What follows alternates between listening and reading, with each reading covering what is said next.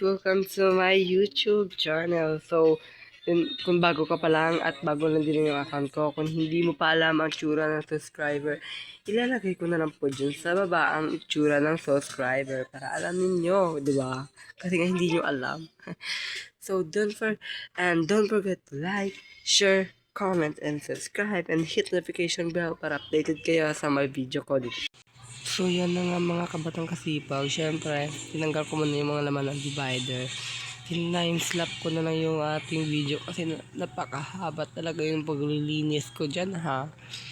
So syempre, madali lang naman yung divider kasi nga maliit lang naman at konting kalat lang naman dyan.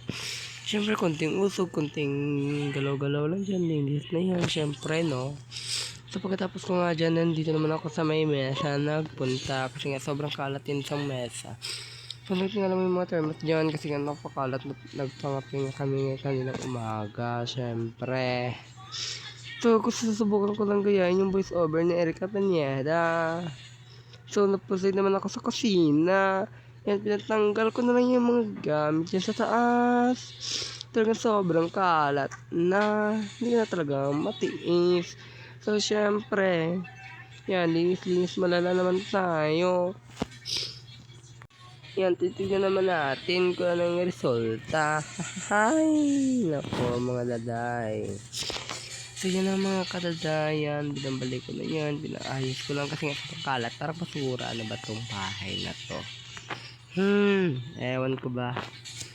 Talagang napaganda yung pag-setup ng camera.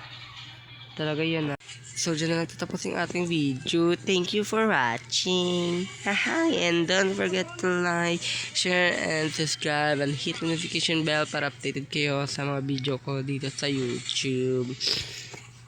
So, supportan niyo pa ako guys para marami tayong matulungan. Ay, marating sa buhay. Ay, nako, na matulungan. Diyos ko, hindi ka pa sikat na. Huwag kang assuming dyan. So, syempre, yan patawa-tawa pa si Daday kasi happy na siya kasi nga natapos na yung paglilinis ng bahay. Ay, nako, Inday. So, yan na nga mga kadaday, ilaw ng mga kapatang kasipag. Nandiyan na po yung natapos ng ating video. Sana supportan niyo pa ako sa mga video kong ito. Sa susunod na video, hindi kayo magsasawa kasi nga hindi tayo magpa-prank and bye-bye!